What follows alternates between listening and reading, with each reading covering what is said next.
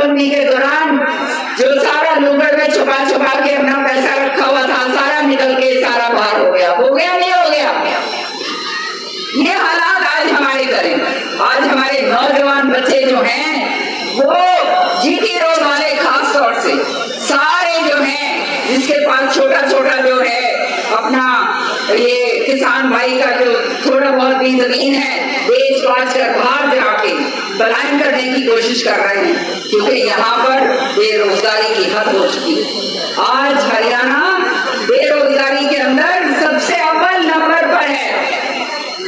महिलाओं को जो उनका हक मिलना चाहिए, कहा था कि उनके आंसू पहुंचूंगा और उनको जो है सिलेंडर सस्ते उसमें दूंगा।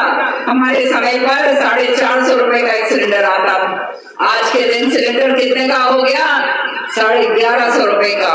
200 रुपए कम कर दिए, 900 रुपए। ये खाली चुनाव को मद्देनजर रखते हुए और आने वाले टाइम में एक नया सिलेंडर आ रहा है। वो सिलेंडर के अंदर ये सिलेंडर में 14 किलो गैस आती है, वो सिलेंडर में 10 किलो गैस आएगी, ये मुझे बताया गया। जैसे किसान भाई का डीएपी का कट्टा 50 किलो से लेकर पहले 45 करा, 45 से अब 40 कर दिया। यही हुआ है ना भाई किसानों तुम्हारे साथ।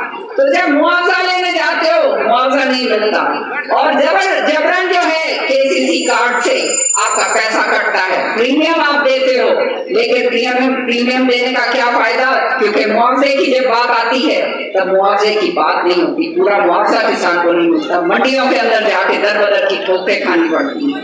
इसी तरह से वायदे करे थे जो है 5100 रुपए पेंशन के, करे थे नहीं करे थे? कितने लोगों को 5100 रुपए पेंशन मिल रही है? बताओ भाई, किसी को मिल रही है?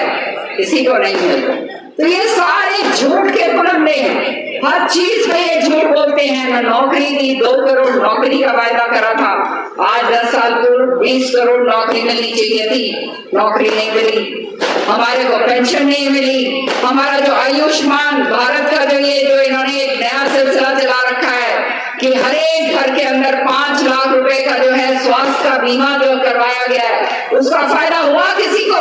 बताओ भाई, किसी एक को अगर फायदा हुआ हो। नहीं हुआ तो यूं करके बता दो भाई, ऊपर ना मार के बैठो कि तुम्हारे को समझ आ रही है मैं जो बात कह रही हूँ। किसी को फायदा नहीं हो। हर तरीके से जो है सारी बातों को जो है इन्होंने झूठ बोला। बीजेपी जो है ये केवल जुमले देती, 15 लाख रुपए से शुरू करा और फिर ये सारे सिलसिलेवार सारी झूठ आपके गले की फांस बना दी है।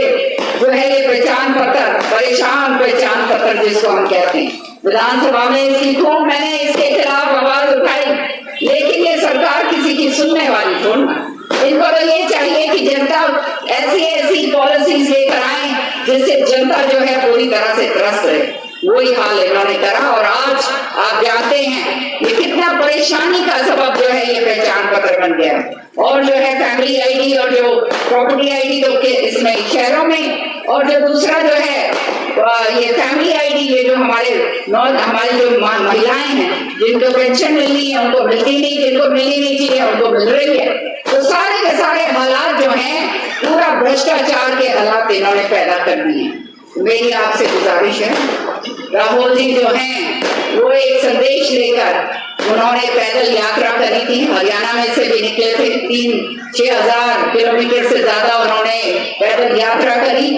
अब जो है हमारे नॉर्थ ईस्ट से जो है उन्होंने यात्रा शुरू करी है, न्याय यात्रा। उस यात्रा को आगे बढ़ाते हुए रणदीप जी, शैलजा जी और मैं, हमने भी ये तय करा कि राहुल जी का संदेश जो है वो जन जन के घर घर के अंदर हम पहुंचाएं, ताकि आपको मालूम चले और आप भी संकल्प लें कि बदलाव करना जरूरी है।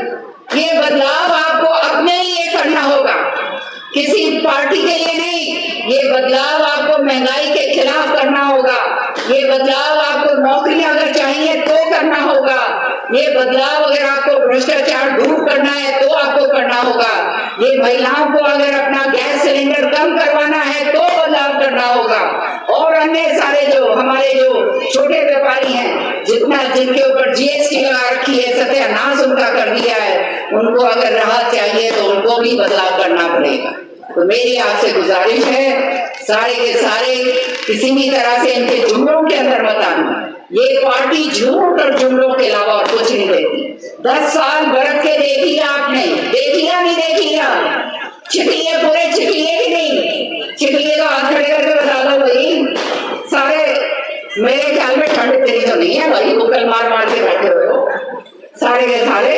छिटियो तो इस बारी संकल्प कर लो कि इस बारी केवल वोट के जरिए से आप जो है इनको जो है इनका तख्ता पलट सकते हो। और ये वोट अगर आपने सही जगह डाली तो आपका भविष्य उज्जवल होगा, आपके बच्चों का भविष्य उज्जवल होगा, आपके इलाके का भविष्य उज्जवल होगा। नहीं तो 10 साल से जो भुगतते आ रहे हो वही हालात बद से बदतर और भी होते जाएंगे।